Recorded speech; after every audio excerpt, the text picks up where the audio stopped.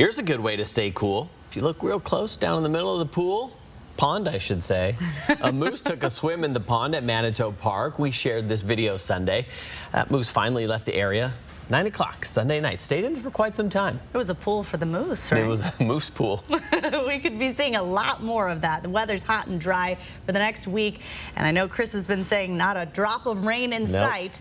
Washington Fish and Wildlife is asking people to stay back from wildlife for your safety. Our Peter Choi is live at Manito Park tonight and tells us when getting too close can become dangerous. Yeah, Aaron, Kirsten, it's something we don't see every day. The young moose was having the best time for nearly 12 hours in this pond right behind me. I spoke to Fish and Wildlife Department today, who tells me 25 yards is as close as you should get to wild animals, especially ones as big as a moose. On a quiet Sunday morning, an unusual guest dipping her ears in the water. So that's something you don't see in Chicago every day. The young moose finding ways to cool down, just like everybody else. You need to be quiet because she can still hear you. Sorry. Through the years, in the neighborhood, I would say I've seen them 3 times. Staci Lehman with the Fish and Wildlife Department says moose are heat-sensitive animals, so when they see water, they will likely take advantage of it.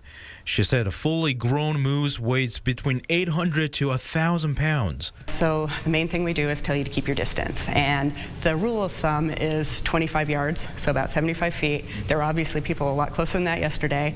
The thing about that is if a moose decides to get out of that pool or that pond and run at you, chances are you're not going to be able to keep up. When you see a moose in your backyard, give it a space and wait until Fish and Wildlife officers arrive. It's a great joy for the little kids. You know, you always alert the neighbors that have little ones and say, well, keep your distance, but enjoy, a safe distance. And most importantly, do not try to feed or pet them. Sent me a video of a gentleman actually feeding a moose out of his hand, and then he was petting it with the other hand. And that is extremely concerning because once he runs out of food, if the moose wants more and gets angry, you don't know what he's going to do. Lehman says providing an easy access to food resources could lure mooses back to your neighborhood. Make sure to put a leash on your dog when you see a moose outside. I don't want anybody to be hurt by a wild animal, and then we also don't want to have to put down a wild animal because it injured somebody. And that's why it's better to take a picture than take your chances. Now, if you see a moose near your house, Fish and Wildlife Department says to call them right away. That number is up on your screen right now. And that way, the officers can keep track of them and step in if the situation gets dangerous. Live at Manito Park, Peter Choi, 4 News Now.